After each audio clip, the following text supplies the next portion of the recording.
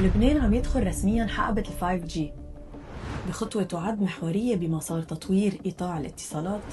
أعلن وزير الاتصالات شارل الحج إطلاق خطة وطنية لإدخال شبكة الجيل الخامس 5G خلال السنوات الثلاث الجايين. هدف من هذه الخطة تحديث البنية التحتية الرقمية ورفع مستوى الخدمات بما يتماشى مع التطورات العالمية بهذا المجال.